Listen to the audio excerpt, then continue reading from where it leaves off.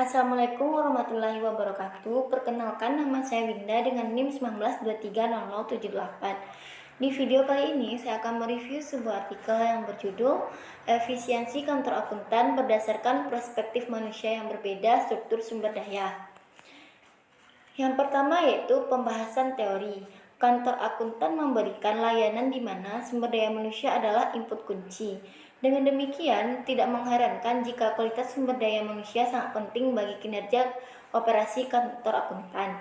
Alokasi sumber daya manusia yang kuat menghemat personil biaya dan memungkinkan karyawan untuk melakukan yang terbaik, sehingga meningkatkan kepuasan pelanggan dan meningkatkan pendapatan.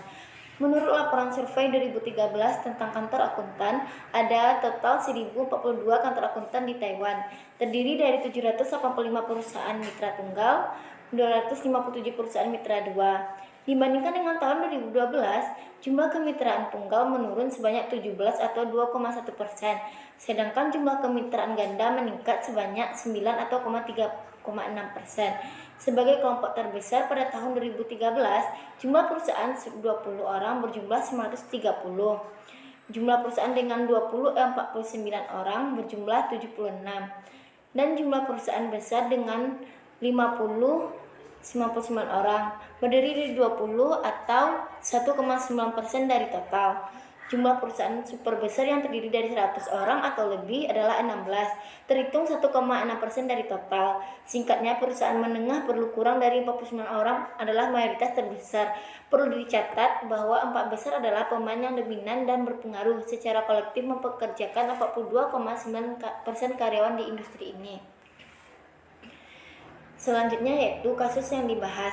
Makalah ini berusaha untuk memeriksa sumber daya manusia sebagai masukan dan pendapatan sebagai keluaran dan mengidentifikasi kantor akuntan yang dapat berfungsi sebagai tolak ukur industri dalam hal efisiensi operasi untuk memahami ceruk operasi dan keunggulan kompetitif dari pembentuk bintang di industri dan memberikan panduan dan saran strategis untuk firma akuntansi yang berkinerja buruk dan motivasi penelitian keempat dari makalah ini. Selanjutnya yaitu objek atau sampel penelitian. Makalah ini mengevaluasi efisiensi operasi kantor akuntan dari 5 perspektif alokasi sumber daya manusia dengan mengambil sampel dari total 42 kantor akuntan besar yang terdaftar dalam laporan survei kantor akuntan 2013 yang disusun oleh Komisi Pengawas Keuangan.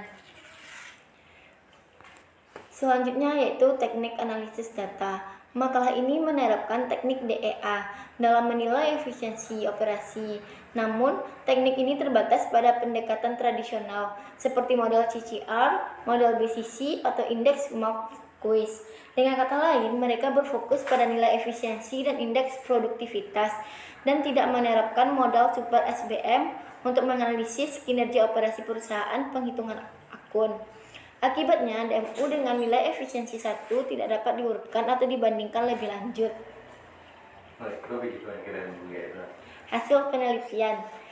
Menurut temuan penelitian, 22 dari 42 cup yang dijadikan sampel efisien secara operasional, sedangkan 7 cup tidak efisien jika diukur dengan menggunakan 5 konstruksi input sumber daya manusia. Dari segi efisiensi operasi secara keseluruhan, rata-rata nilai efisiensi pada model CCR paling tinggi jika diukur dengan pendidikan, usia, dan praktik sebagai 3 konstruk sumber daya manusia. Pada model Super SBM, rata-rata nilai efisiensi paling tinggi bila dievaluasi dengan praktek, pendidikan, dan usia. Cup yang efisien sebagian besar diukur dengan menggunakan konstruksi sumber daya manusia pendidikan, 34 firma, usia 32 firma, dan posisi pekerjaan 30 firma. Baik bagi perusahaannya yang efisiensi maupun yang tidak efisien. Layanan penasihat pajak dan audit perusahaan publik adalah 2 sumber utama pendapatan dan keunggulan kompetitif.